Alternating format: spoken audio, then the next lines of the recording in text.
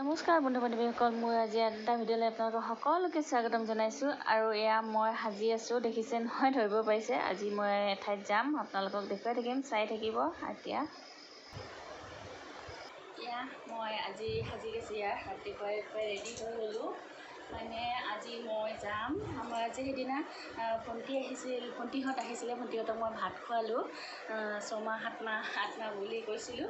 তাৰে যিজনী 6 মাহ আছিলে ভণ্টি, মোৰ দেওৰানী, তাৰ মানে আজি 7 মাহত মানে সোমালে, সেইকাৰণে 7মহীয়া নিয়ম অকণমান কৰিব। তাৰে বাবে মোক খানাখিনি বনাবলৈ মাতিছে।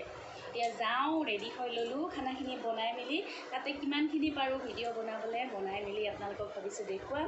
আৰু কিমানখিনি মানে ঠিকে কৰোঁ নকৰোঁ, যদি কিবা ভুল ভ্ৰান্তি হয় আপোনালোকে জনাব। আৰু চাওঁ পাৰোঁনে নাই ভিডিঅ' বনাব, তাকো নাজানো। গৈ লওঁ আগত, মানে কি কামেই কৰিম নে ভিডিঅ'ই বনাম, চাওঁচোন।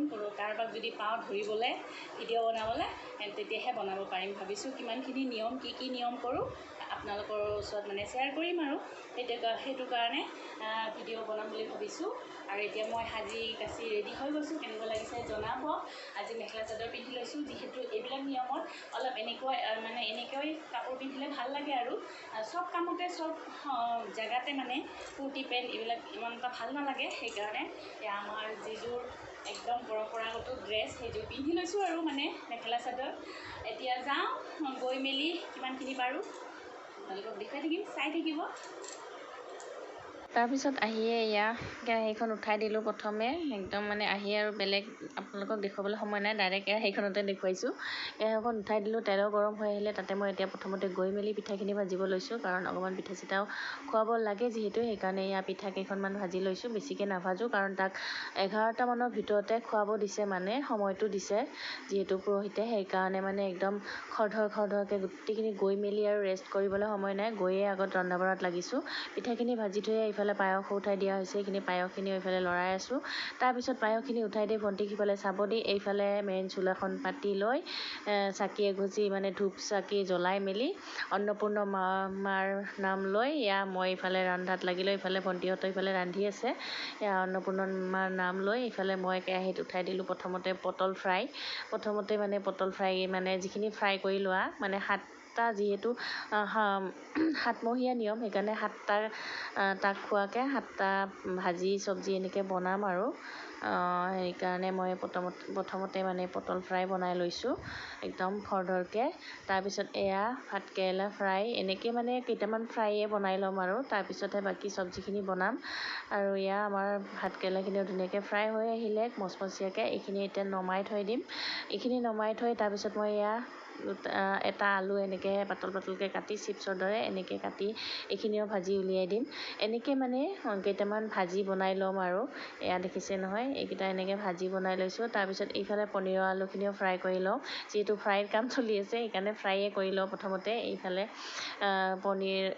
পনীৰৰ আলুখিনি তেলত দিয়ে তাতে নিমখ সোৱাদ অনুযায়ী হালধি এনেকৈ দি মেলি এইখিনি অলপ সময় ভাজিলে আমাৰ আলুখিনিও হৈ যাব। এইখিনি এতিয়া নমাই থৈ দিম আৰু পনীৰৰ আলুখিনি।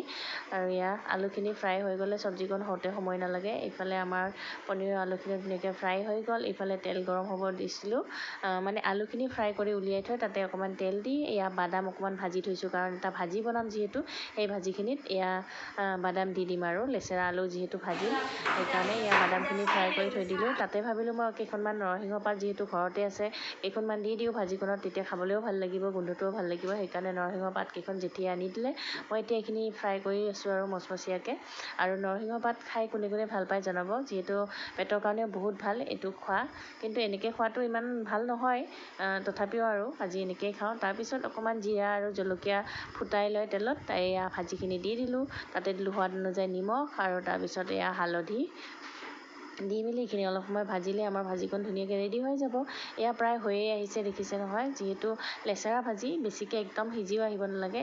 আমাৰ লেচেৰা ভাজি ধুনীয়াকৈ ৰেডি হৈ গ'ল।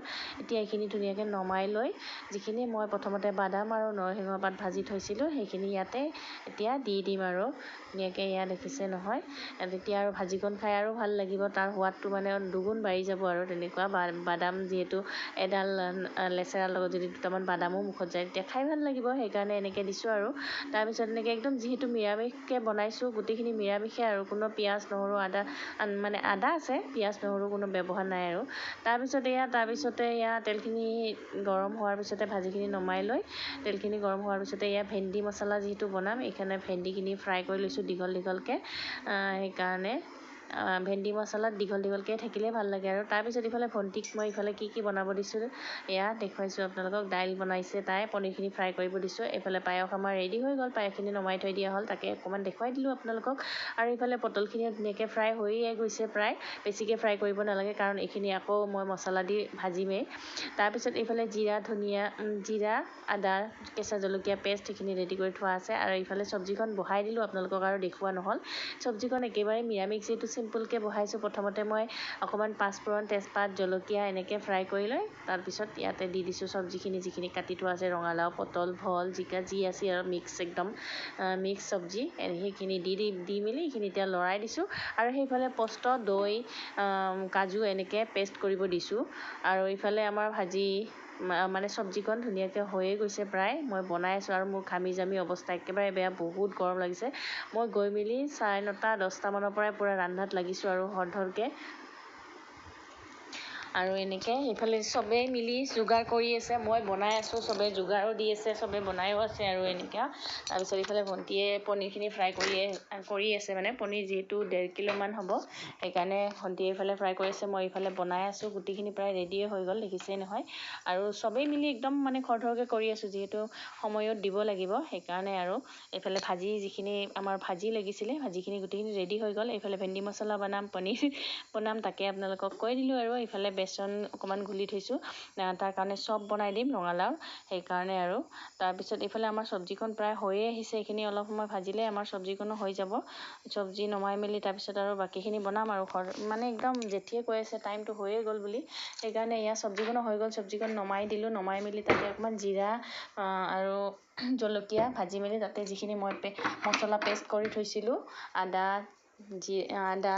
কেঁচা জলকীয়া, জিৰা, সেইখিনি অকণমান দি তাৰপিছত সৰিয়হ আৰু কেঁচা জলকীয়া, আদাৰ পেষ্ট আছিলে, সেইখিনি তাতে ঢালি দি এইখিনি এতিয়া অলপ সময় ভাজিলে, মানে মছলাখিনি তেল এৰি দিয়ালৈকে ভাজিলে আমাৰ মানে ভেন্দি মছলাটো ধুনীয়াকৈ ৰেডি হৈ যাব। এইখিনি মছলাখিনি একদম ভালকৈ ভাজি লৈছোঁ আৰু। তাৰপিছত দিছোঁ সোৱাদ অনুযায়ী নিমখ, আৰু ইফালে ভণ্টিও পূৰা ঢেকীয়া ভাজিব দিছোঁ অকণমান, যিহেতু শাকো দিব লাগে আমাৰ নিয়মত। কোনে কাৰ কি নিয়ম মানে সেইখিনি জনাব, কোনে কেনেকুৱা নিয়ম কৰে আমাকো জনাব। আমি কিন্তু মোৰ সময়ত কৰিছিলে যদিও ইমান দিন হৈ গ'ল, পাহৰি গ'লোঁ। ল'ৰা যিহেতু আজি 12 বছৰতে সোমাইছে, পাহৰি গৈছোঁ, ভালকৈ মনত নাই। তথাপিও আৰু যিখিনি মনত আছে সেইখিনি কৰিছোঁ। তাৰপিছত অকণমান দিলোঁ গৰম মছলা গুড়ি, অকণমান জলকীয়া, ৰেড চিলি পাউডাৰ মানে ৰঙৰ কাৰণে, সেইখিনি দি মেলি এইখিনি মছলাখিনি পূৰা একদম ভাজি আছোঁ আৰু। ভাজা হৈ গ'ল, একদম ধুনীয়াকৈ তেল এৰি দিছে। এতিয়া মই যিখিনি ভেন্দি ফ্ৰাই কৰি থৈছিলোঁ সেইখিনি ইয়াতে দি দিম। একদম ভেন্দি মছলা আমাৰ হ'বলৈ একদমেই সময় নালাগে, ফ্ৰাই কৰি লোৱাটোহে কথা। ইফালে মাছৰুম কাটি আছে ভণ্টিয়ে, মাছৰুমো বনাম যিহেতু।